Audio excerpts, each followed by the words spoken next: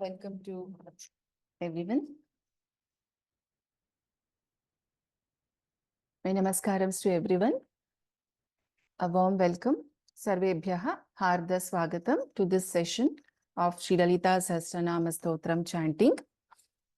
Let us start with Guru Vandanam and Dhyanam, and then the first 3 verses, and then we'll move on directly to the new verses for the day.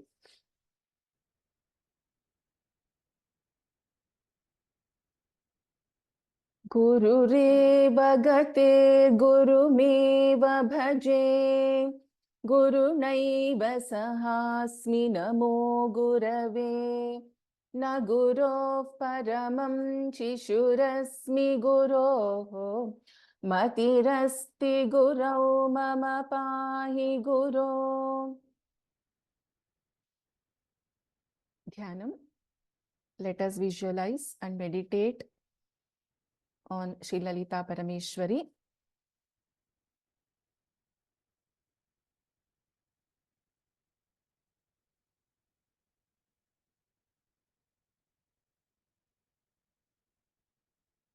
Sinduraruna vigraham trinayanam manikya maulispurat taranayaka shekharam smitamukhi mapinavakshoruham panibhyamalipurnaratna chashakam raktotpalam bibhrati Saumyam ratna ghatastha rakta charanan dhyayet paramambikam arunang karunatarangitakshim dhritapashankusha pushpabanachapam animadibhiravrutam mayukhaihi ahamityeva vibhavaye bhavani dhyayet padmasanastham vikasitavadanam padmapatrayataakshim Hemabham pitavastrang karakalitalasadhema padmam varangim sarvalankara yuktam satatamabhayadam bhaktanam ram bhavani Shri Vidyam Shantamurtim Sakalasuranutam Sarvasampat Pradatri Sakunkuma Vilepanamalica Chumbikasturikam Samandahasite Kshanam Sasharachapapashankusham Ashesha Janamohini Marunamalya Bhushambaram Japa kusuma bhasuran japa vidhau smaredambikam. Let us chant the first 3 verses. Shri Matre Namaha. Shri Mata Shri Maharagni Shri Mat Simhasaneshwari Chidagni Kunda Sambhuta Devakarya Samudyata Budyadbhanu Sahasrabha Chaturbahu Samanvita Ragaswarupa Pashadhya Krodhakaram Kushojvala Manorupekshukodanda Panchatanmatra Sayaka Nijaruna Prabhapura Majjad Brahmand Mandala. Let us go to the 127th verse. Okay, there is a request to start from 126, which is fine. I will start from 126th verse.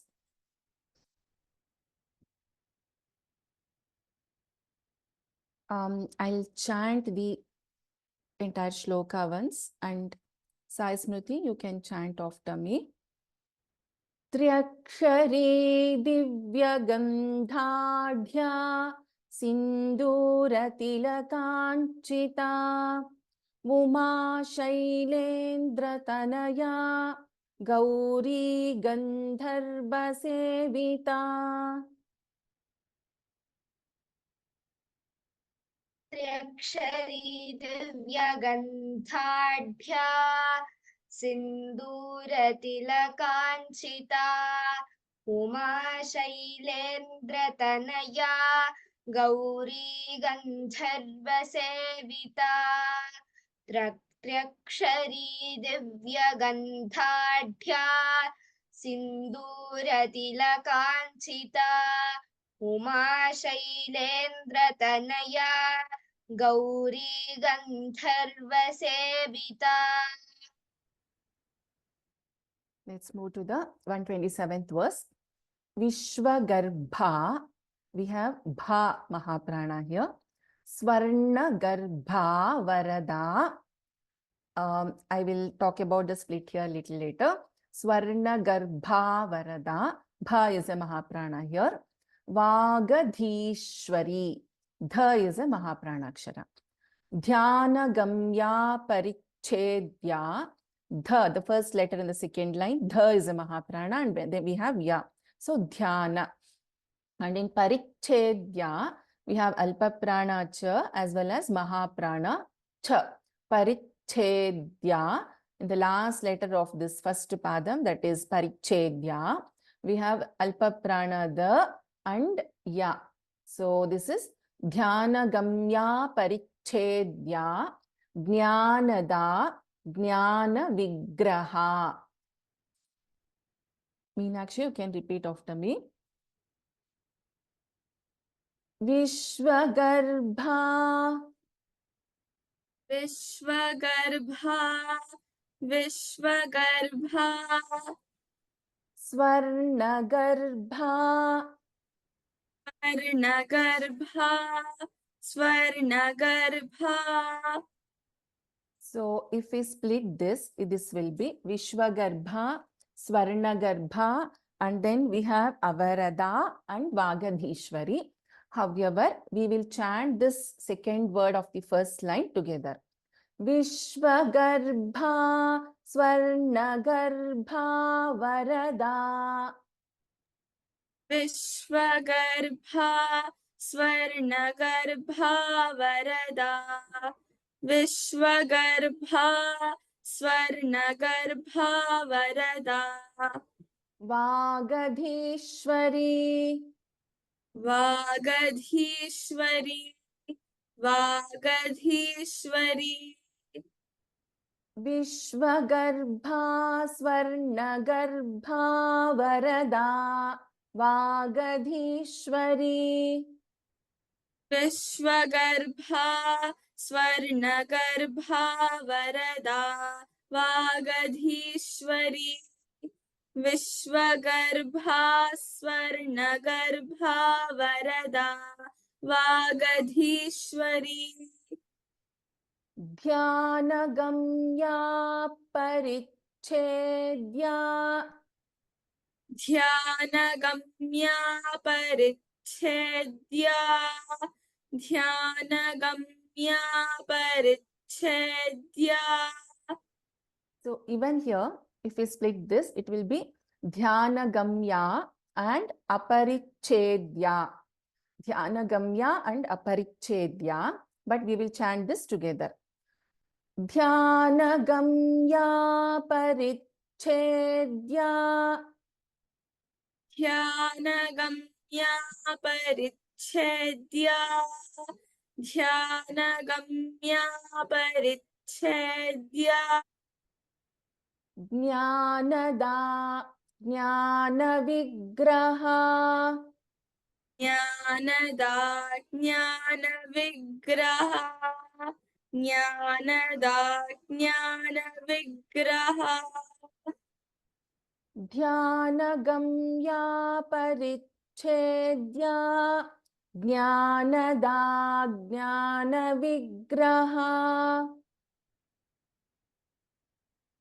ध्यानगम्या परिच्छेद्य Dnyanada ज्ञानविग्रह ध्यानगम्या परिच्छेद्य Dnyanada ज्ञानविग्रह विश्वगर्भा स्वर्णगर्भा वरदा वागधीश्वरी ध्यानगम्या परिच्छेद्या ज्ञानदा ज्ञानविग्रहा विश्वगर्भा स्वर्णगर्भा वरदा वागधीश्वरी ध्यानगम्या परिच्छेद्या ज्ञानदा ज्ञानविग्रहा विश्वगर्भा स्वर्णगर्भा वरदा वागधीश्वरी ध्यानगम्या परिच्छेद्या Dnyanada ज्ञानविग्रहा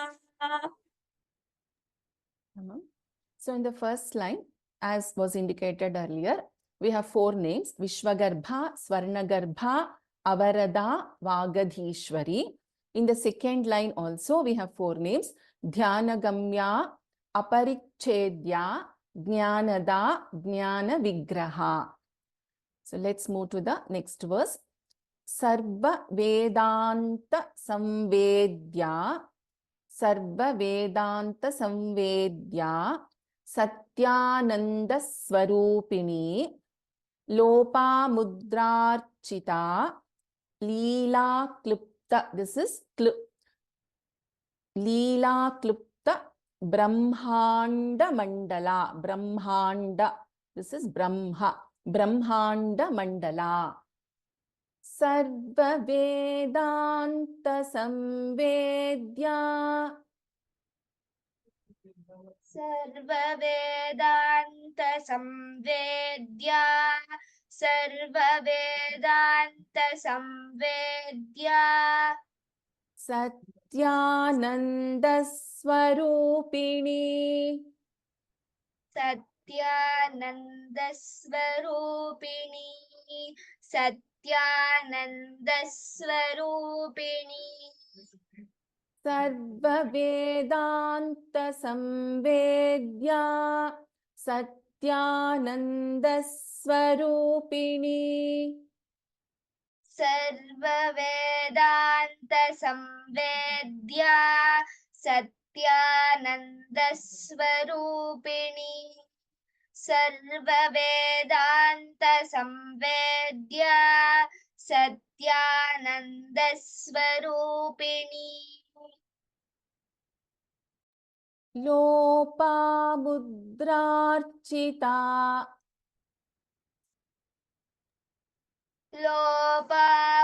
लोपामुद्रार्चिता लोपामुद्रार्चिता Leela Klupta Brahmanda Mandala, लीलाक्लृप्त ब्रह्माण्डमण्डला लीलाक्लृप्त ब्रह्माण्डमण्डला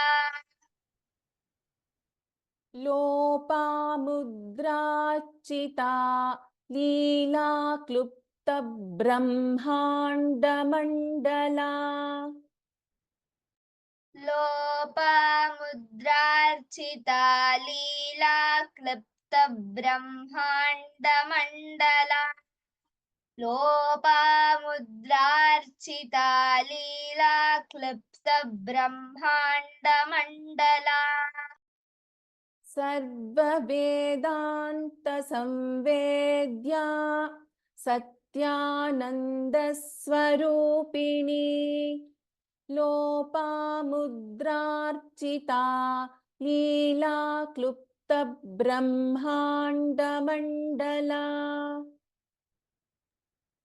सर्ववेदान्तसंवेद्या सत्यानन्दस्वरूपिणी लोपामुद्रार्चिता Leela क्लृप्तब्रह्माण्डमण्डला सर्ववेदान्तसंवेद्या सत्यानन्दस्वरूपिणी लोपामुद्रार्चिता Leela क्लृप्तब्रह्माण्डमण्डला.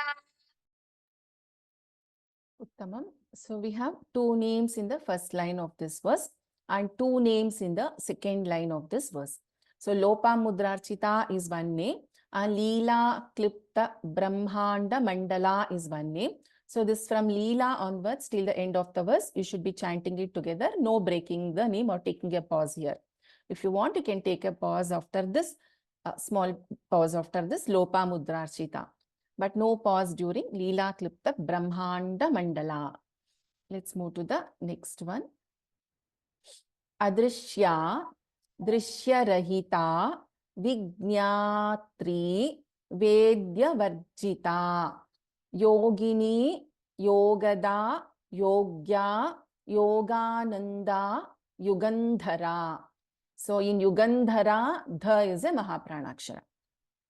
Adrishya, Adrishya, Drishya, Drishyarahita, Drishyarahita, Drishyarahita, Vignatri, Vignatri, Vignatri,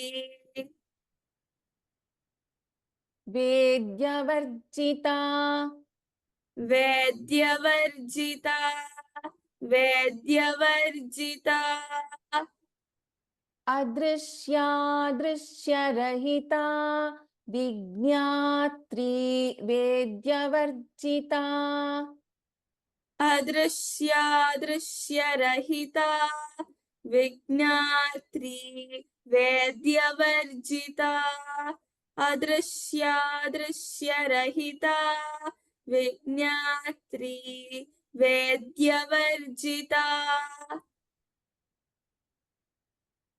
Yogini, Yogada, Yogya, Yogini, Yogada, Yogya, Yogini, Yogada, Yogya, Yogananda, Yugandhara, Yogananda, Yugandhara, Yogananda, Yugandhara, Yogini, Yogada, Yogya, Yogananda, Yugandhara, Yogini, Yogada, Yogya, Yogananda, Yugandhara, Yogini, Yogada,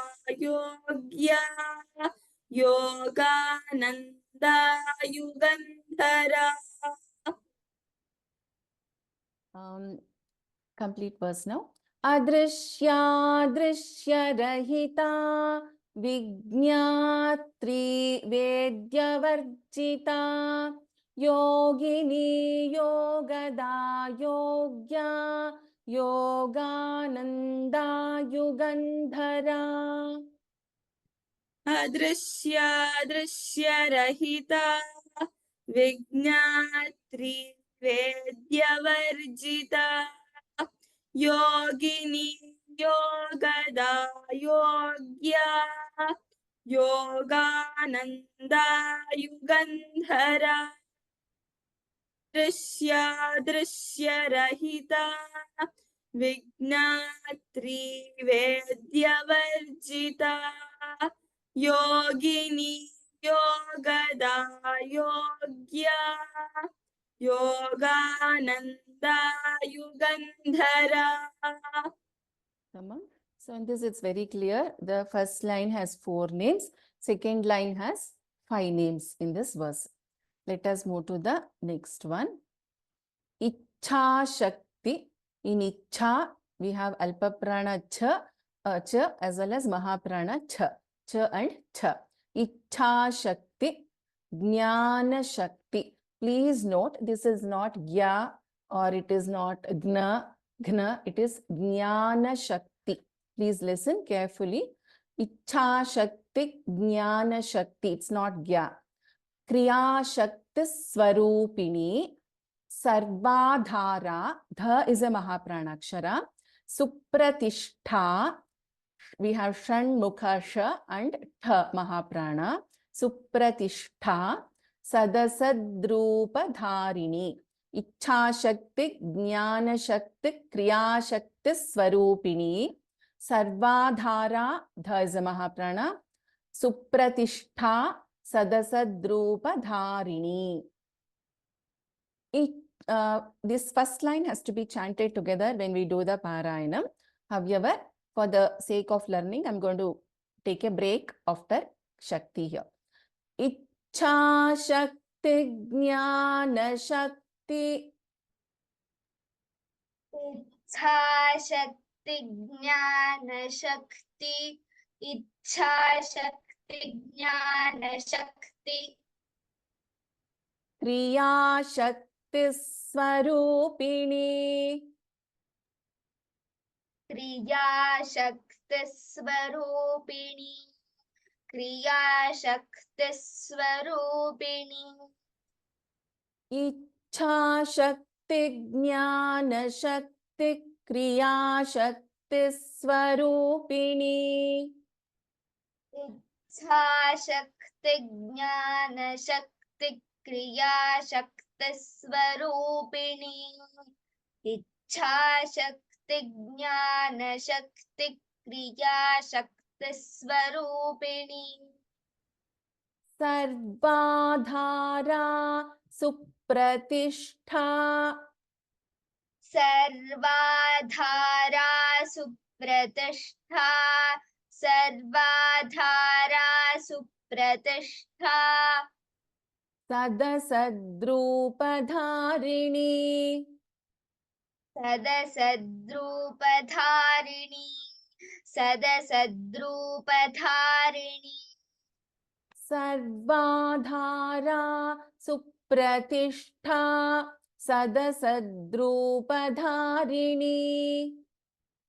Sarvadhara Supratishtha. Sadasadrupadharini. Sarvadhara Supratishtha. Sadasadrupadharini. Ichha Shakti Jnana Shakti Kriya Shakti Swarupini. Sarvadhara Supratishtha. Sadasadrupadharini. Ichha Shakti Jnana Shakti Kriya Shakti Swarupini. Sarvadhara Supratishtha. Sadasadrupadharini.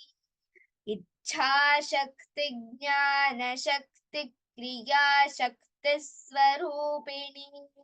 Sarvadhara Supratishtha. Sadasadrupadharini. So in this, we have one name in the first line of this verse and three names in the second line, which is 4. Let's move to the 131st verse, 131. Ashtamurti Raja Jaitri. Ashta, we have Shanmukha Sha and Alpaprana Ta here. Ashtamurti. Ashtamurti. Aja Jaitri, if we split this, if we chant this together, Ashtamurti Raja Jaitri. This is Jaitri. Lokayatra Vidhayini. Dha is a Mahapranaksara here. Ekakini Bhumarupa. Bha is a Mahaprana. Nirdvaita. So here the and va is there. Nirdvaita. Dvaita Varjita. Ashtamurti Raja Jaitri. अष्टमूर्तिरजा Jaitri अष्टमूर्तिरजा Jaitri लोकयात्रा विधायिनी लोकयात्रा विधायिनी लोकयात्रा विधायिनी let me chant the first line full again. Ashtamurtiraja Jaitri Lokayatra Vidhayini. अष्टमूर्तिरजा Jaitri लोकयात्रा विधायिनी अष्टमूर्तिरजा Jaitri लोकयात्रा विधायिनी एकाकिनी भूमरूपा एकाकिनी भूमरूपा एकाकिनी भूमरूपा निर्द्वैता द्वैतवर्जिता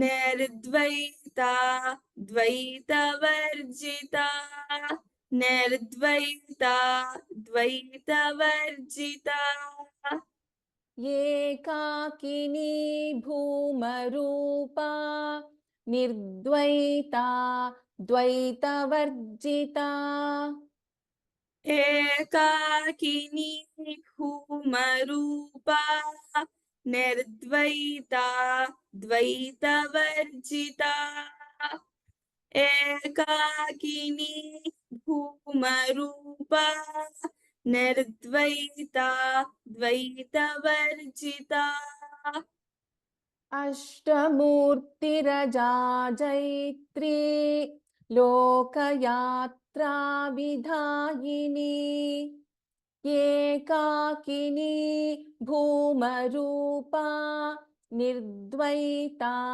द्वैतवर्जिता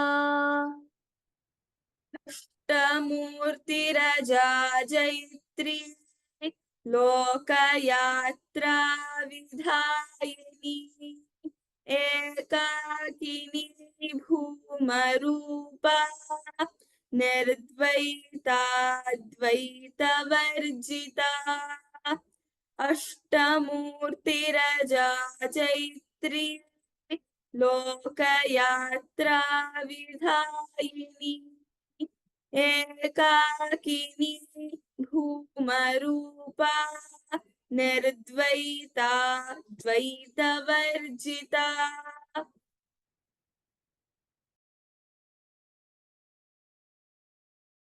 In this, Ashtamurti is one name, Aja Jaitri is another name. So if you split, it is, if you chant together, Ashtamurti Raja Jaitri.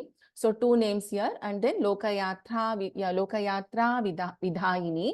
This is the third name. So three names in the first line of this verse and four names in the second line of this verse. So let's move to the next one. Annada, please note, this is na anna. Annada Vasudha Vriddha. In Vriddha, we have Alpaprana the as well as Mahaprana the. Vriddha Brahmatmaikya Swarupini.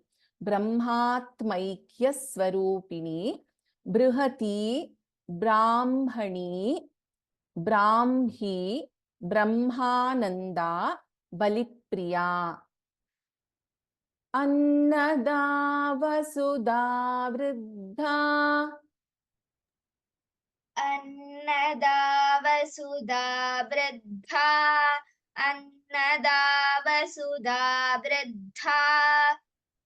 Brahmatmaikya Swarupini.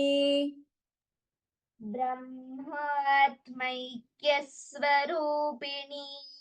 Brahmatmaikya Swarupini. Annada Vasudha Vriddha. Brahmatmaikya Swarupini. Annada Vasudha Vriddha. ब्रह्मात्मा ब्रह्मात्मैक्यस्वरूपिणी Annada वसुधा वृद्धा ब्रह्मात्मैक्यस्वरूपिणी बृहती ब्राह्मणी ब्राह्मी बृहति ब्राह्मणी ब्राह्मी बृहति ब्राह्मणी ब्राह्मी ब्रह्मानन्दा बलिप्रिया ब्रह्मानन्दा बलप्रिया ब्रह्मानन्दा बलप्रिया बृहती ब्राह्मणी ब्राह्मी ब्रह्मानन्दा बलिप्रिया बृहति ब्राह्मणी ब्राह्मी ब्रह्मानन्दा बलप्रिया बृहति ब्राह्मणी ब्राह्मी ब्रह्मानन्दा बलप्रिया अन्नदा वसुधा वृद्धा ब्रह्मात्मैक्यस्वरूपिणी बृहती ब्राह्मणी ब्राह्मी ब्रह्मानन्दा बलिप्रिया अन्नदा वसुधा वृद्धा ब्रह्मात्मैक्यस्वरूपिणी बृहती ब्राह्मणी ब्राह्मी ब्रह्मानन्दा बलप्रिया अन्नदा वसुधा वृद्धा ब्रह्मात्मैक्यस्वरूपिणी बृहती ब्राह्मणी ब्राह्मी ब्रह्मानन्दा बलप्रिया. So it's very clear in this also. The first line has 4 names and second line has 5 names, which makes it 9. So let's move to the next verse, 133. Bhasha Rupa. Bha is Mahaprana. Sha is Shanmukha Sha. Brihat Sena. Bhava Bhava Vivarjita. Bha, both the bhas are here. Mahapranaksharas. Bhava Bhava Vivarjita. Sukharadhya. In Sukha, Kha is a Mahaprana. In Sukharadhya, Dha is a Mahaprana. Shubhakari, Bha is a Mahaprana. Shobhana, very easy, Bha is a Mahaprana. Sulabha, Sulabha, very easy, the name also. Bha is a Mahaprana Akshara. Gatihi. Bhasha Rupa Brihat Sena. भाषारूपा बृहत्सेना भाषारूपा बृहत्सेना Bhava Bhava Vivarjita. भावा भाव विवर्जिता भावा भाव विवर्जिता Bhasha Rupa Brihat Sena. Bhava Bhava Vivarjita. भाषारूपा बृहत्सेना भावा भाव विवर्जिता भाषारूपा बृहत्सेना भावा भाव विवर्जिता Sukharadhya Shubhakari. Aaradhya शुभकरी सुखाराध्या शुभकरी Shobhana Sulabha Gatihi. शोभना सुलभा गतिः शोभना सुलभा गतिः Sukharadhya Shubhakari. शोभना सुलभा गतिः सुखाराध्या शुभकरी शोभना सुलभा गतिः सुखाराध्या शुभकरी शोभना सुलभा गतिः भाषारूपा बृहत्सेना भावा भावविवर्जिता सुखाराध्या शुभकरी शोभना सुलभा गतिः रूपा बृहत्सेना भावा भावविवर्जिता सुखाराध्या शुभकरी शोभना सुलभा गतिः भाषारूपा बृहत्सेना भावा भावविवर्जिता सुखाराध्या शुभकरी शोभना सुलभा गतिः. So in this, in the first line, Bhasha Rupa Brihat Sena Bhava Bhava Vivarjita. So yes, there is a question on Bhava and Abhava. So if you split this word, Bhava and Abhava Vivarjita. As you see the meaning, it's beyond something which being there and not being there. Existence and non-existing. She is beyond that. So Bhava, Abhava. Bhava, if you join, Bhava, Bhava Vivarjita. Second line, Sukharadhya Shubhakari Shobhana Sulabha Gatihi. This can be considered as one name where you are seeing it separately. Shobhana Sulabha Gatyai Namaha, it can be. In some texts, it is also considered as different names. But however, when we look at the meaning, it can be a single name also. If you consider it as 3 different names also, it is quite meaningful. So anyways, we will chant this. This is one padam, so we will be chanting this together. Shobhana Sulabha Gatihi.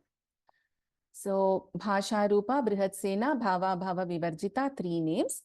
And in the next line, Sukharadhya Shubhakari, Shobhana Sulabha Gatihi. 3 here. Let's move to the next one. Raja Rajeshwari, Rajyadayini, Rajya Vallabha, La and La. Rajya Vallabha, Bha is a Mahaprana. Rajat Kripa, Rajapitha, Tha is a Mahaprana. Rajapitha Niveshita, Nijashrita. Raja Rajeshwari. Rajarajeshwari, Rajarajeshwari, Rajyadayini, Ragyadayini, Ragyadayini, Rajyavallabha, Ragyavallabha, Ragyavallabha, Rajarajeshwari, Rajyadayini, Rajyavallabha. Rajarajeshwari, Ragyadayini, Ragyavallabha, Rajarajeshwari, Ragyadayini, Ragyavallabha. Rajat Kripa, Rajat Kripa, Rajat Kripa, Rajapitha Niveshita Nijashrita. Rajapitha Niveshita Nijashrita, Rajapitha Niveshita Nijashrita, Rajat Kripa, Rajapitha Niveshita Nijashrita. Rajat Kripa, Rajapitha Niveshita Nijashrita, राजत्कृपा राजपीठनिवेशितनिजाश्रिता Rajarajeshwari राज्यदायिनी राज्यवल्लभा राजत्कृपा राजपीठनिवेशितनिजाश्रिता Rajarajeshwari राज्यदायिनी राज्यवल्लभा राजत्कृपा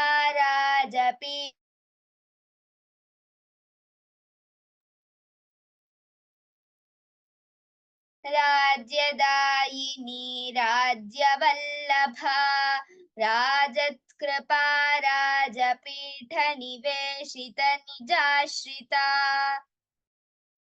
So Rajarajeshwari is one name, Rajyadayini and Rajyavallabha, three names. In the second line, Rajat Krupa is one name and Rajapitha Niveshita Nijashrita is another name. So 5 names in this verse. So we'll stop here. We'll chant this once from 127 and then we will have the attendees chanting. Sai Smriti, can you chant this? One verse by Sai Smriti, one verse by Meenakshi. विश्वगर्भा स्वर्णगर्भा वरदा वागधीश्वरी ध्यानगम्या परिच्छेद्या Dnyanada ज्ञानविग्रहा. So here, please don't take a pause after Swarnagarbha. Chant it together, okay? Can you try again? विश्वगर्भा स्वर्णगर्भा वरदा वागधीश्वरी ध्यानगम्या परिच्छेद्या Dnyanada ज्ञानविग्रहा.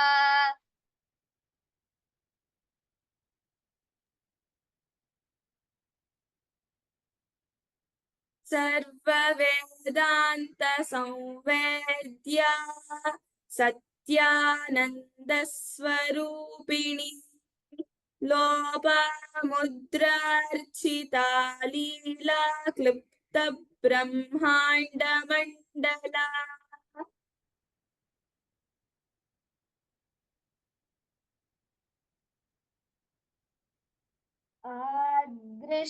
दृश्यरहिता. One second.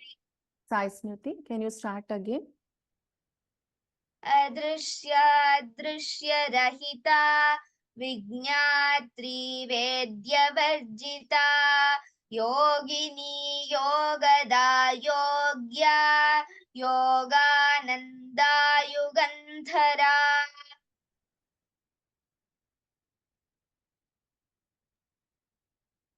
इच्छाशक्ति ज्ञानशक्ति क्रियाशक्ति स्वरूपिणी सर्वाधारा सुप्रतिष्ठा सदसद्रूपधारिणी.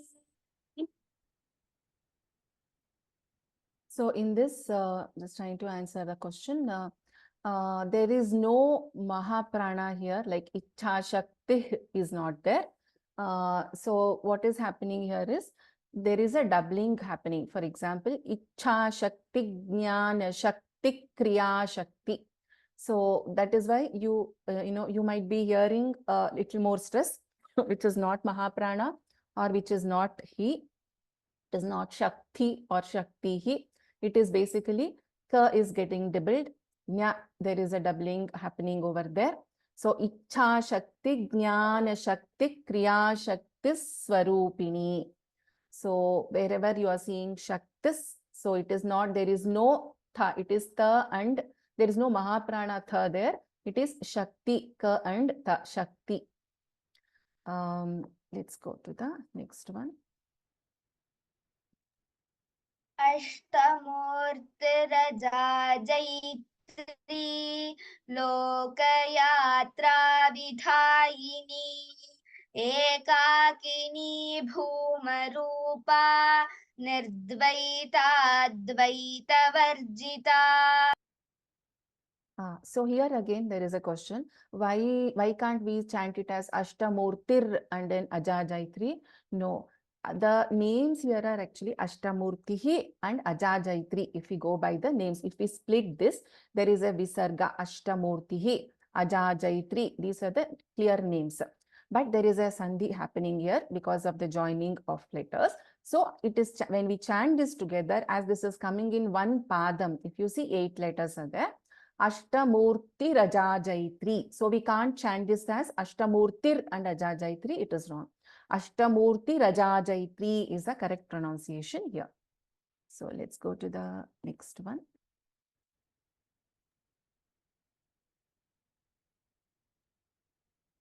I'm 122nd. I mean 132nd. Oh, we didn't chant that. Sorry. Shamyatam. Yes. Annada वसुधा वृद्धा ब्रह्मात्मैक्यस्वरूपिणी बृहति ब्राह्मणी ब्राह्मी ब्रह्मानन्दा बलिप्रिया. Tamam. Let's come to this. Bhasha Rupa Bruhatsena, there was a question. So this is actually Shobhana Sulabhagati is one name. Sometimes Shobhanayai Namaha, Sulabhagatyai Namaha is also considered. However, we would be considering this as one name given the meaning. Yeah, go ahead and chant this Bhasha Rupa. भाषारूपा बृहत्सेना भावा भावविवर्जिता सुखाराध्या शुभकरी शोभना सुलभागतिः. Tamam. So like I said, this can also be Shobhanayai Namaha, Sulabhayai Namaha, Gatyai Namaha, or Shobhanayai Namaha, Shobhanayai Sulabhayai Gatyai Namaha, Shobhana Sulabha Gatyai Namaha. So there is a, so this can be meaningful separately also. So please note that.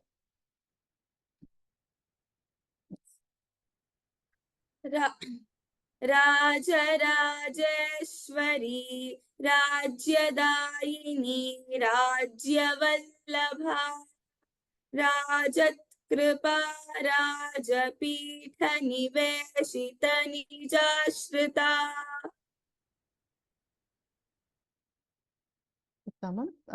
So I request the attendees to raise hands for chanting practice.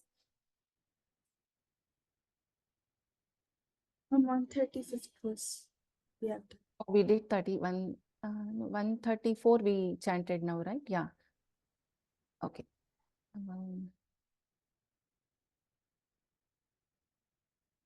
Let me just call out the names. Amarja.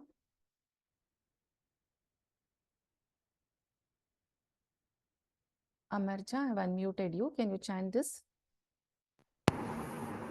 Namo Namah Bhagini, can you hear me? Namaste. Yes, I can. Rajarajeshwari Rajyadayini Rajyavallabha Rajatkrupa Rajapitha Niveshita Nijashrita. Dhanyavadaha Bhagini. Dhanyavad. Lakshmi P, 133rd verse. नमस्कारम् अक्का. Namaskaram. भाषारूपा बृहत्सेना भावा भावविवर्जिता सुखाराध्या शुभकरी शोभना सुलभागतिः. Dhanyavadaha. Uttamam. Gayatri. नमस्कारः. Namaskaram. Annada वसुधा वृद्धा ब्रह्मात्मैक्यस्वरूपिणी बृहदी ब्राह्मणी ब्राह्मी ब्रह्मानन्दा बलिप्रिया. Here Bhagini, Vriddha. So if you notice in Vriddha, there is Alpa Prana Dha and Maha Prana Dha. So Vriddha, first, first the so should be Alpa Prana and then Dha will come. So Vriddha, okay? And Brahma, I will chant once, you can repeat after me. I will just point out so that it's beneficial for everyone because it's a common mistake we all do. Brahmatmaikya, Brahma, this is okay. In the second line, Brihati, Brahmani, Bruhati, Ta. This is sounding, I don't know, because of network. I'm hearing it as it is Brihati, Ta, okay. Brahmani, it is not Brahmi, it is not Brahmi, it is Brihati, Brahmani, Brahmi, Ma is first and then Ha. Brahmananda, Brahma, Ma first and then Ha. Okay. I'll chant once, you can repeat after me. Annada Vasudha Vriddha. Annada Vasudha Vriddha. Brahmatmaikya Swarupini. Brahmatmaikya Swarupini. Brihati Brahmani Brahmi. Brihati Brahmani Brahmi. Brahmananda Balipriya. Brahmananda Balipriya. So first padam alone, you can repeat once again. Annada Vasudha Vriddha. Annada Vasudha Vriddha. Dhanyavadaha. Dhanyavadah Bhagini. Sudha Bhagini, I have unmuted you.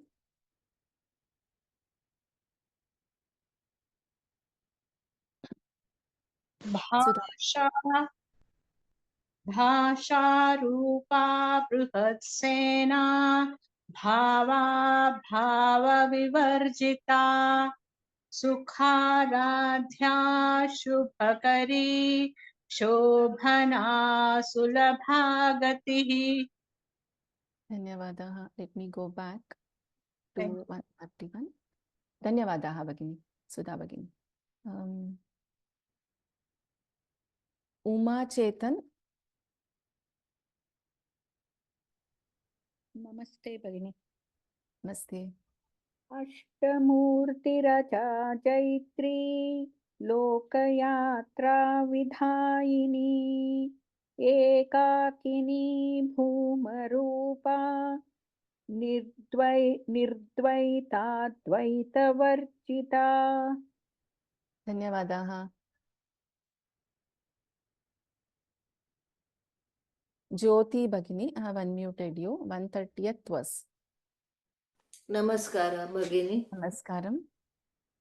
इच्छा शक्ति ज्ञान शक्ति क्रिया शक्ति स्वरूपिणी सर्वाधारा सुप्रतिष्ठा सदसद्रूपधारिणी. Second line is correct. First line, just listen once carefully and you can chant after me. Ichha Shakti Jnana, Jnana, okay? Ichha Shakti Jnana Shakti Kriya Shakti Swarupini. इच्छा शक्ति ज्ञान शक्ति क्रिया शक्ति स्वरूपिणी. Dhanyavadaha. So it has to come as Jnana Shakti, not Jnana. Jnana. It's Yeah, not okay. Jnana. Yeah. It's not Jya. Okay? It's Nya. Correct. Okay. Thank you, Bhagini. Dhanyavadaha. Dhanyawad. And also note, it is not Shakti, Dirgha is not there. It's not a Dirgha Akshara here. It is a Hrasva, okay? So Yeah. Shakti, you should not prolong this. Yeah, correct. Yeah. Dhanyavadaha. Dhanyawad. Indrani. Bhagini, I have unmuted you. Hello. Namaste. Namaste, ma'am. Adrushya Rahita विघ्नात्री वेद्यवर्जिता योगिनी योगदा योग्या योगानन्दा युगन्धरा. धन्यवादाः. वेंकटरामन शर्मा महोदय 128th verse.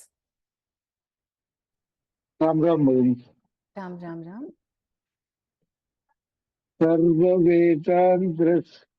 सर्ववेदांध्र संवेद्य सर्व सत्य सत्यानंद स्वरूपिणी लोपामुताचिता लीला क्लुब्ध ब्रह्मांड रूप ब्रह्मांड Mandla. Uttamam. So the second line, Mahodaya, I will chant once. Can you please repeat after me? Okay. Okay. Lopamudrarchita लोपामुद्राचिता लीला क्लुप्त ब्रह्मांड मंडला. लीला क्लिप्त ब्रह्मांड मंडला. धन्यवादाः. धन्यवादः. महोदय. ललिता कृष्णमूर्ति भगिनी.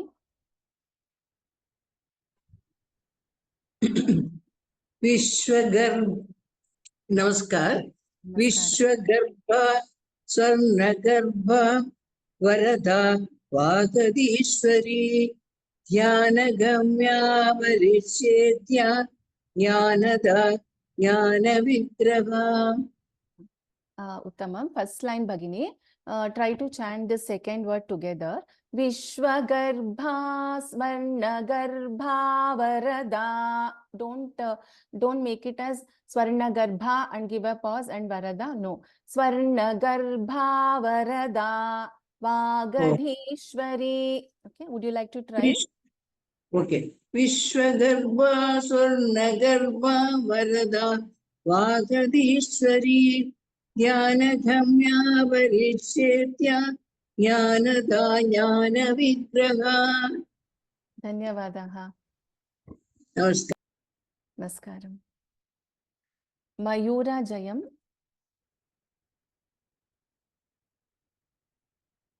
I have unmuted you, Bhagini. Mayura Jayam.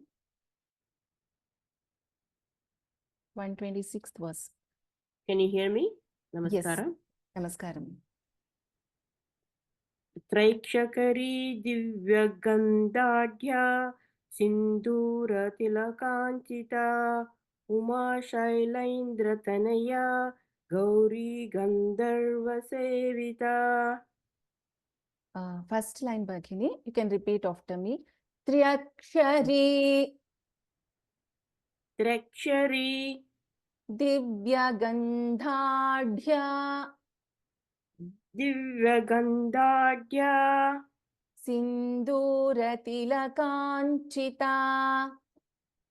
Sinduratilakanchita. Uma Shailendratanaya. Uma Shailendratanaya. Gauri Gandharva Sevita.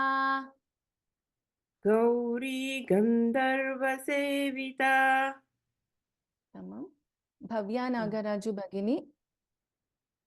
Okay. Namaste, madam. Namaste. Can you chant this 125th verse, please? किङ्कारी केवला गुह्या कैवल्यपददायिनी Tripura त्रिजगद्वन्द्या त्रिमूर्तिस्त्रिदशेश्वरी. Tamam. Dhanyavadaha. Anagha Srinivasan Bhagini, the last person for the day. I have unmuted you. 124th verse. भगिनी. आदिशक्तिरमेयात्मा परमा पावनाकृतिः अनेककोटि ब्रह्मांड जननी दिव्य विग्रहा. Very good. Just observe the second line, first padam. Aneka koti brahmanda janani divya vigraha. So koti ba is getting doubled and brahmanda. Okay. Can you try this second line full again? भगिनि अनेककोटि ब्रह्माण्ड जननी दिव्य विग्रहा Uttamam, dhanyavadaha. So, धन्यवादः yeah, we will stop here today. Let us do the Mangalam. Sarva Mangala Mangalye Shive Sarvartha Sadhike Sharanye Trambake Devi Narayani Namostute. Pranams to everyone. Dhanyavadaha. Punarmilamaha. पुनर्मिलामः धन्यवादः भगिनी Dhanyavadaha. You might have all got a communication on the WhatsApp channel also about tomorrow's Kalyana Vrishti Abhiyana. Please be on mute. Please be on mute. So there is a communication from Vyoma about Kalyana Vrishti Abhiyana. So please check that message and please be part of it. It's a very blessed opportunity for all of us to be part of that Abhiyanam. So please attend it. If you are in Bangalore, you can attend it in person. And if you are outside Bangalore, you can use the link provided by Vyoma and join that Kalyana Vrishti Abhiyana Parayanam. Be blessed. Dhanyavadaha. Ram Ram Ram. Bhagini, 1 second, Bhagini.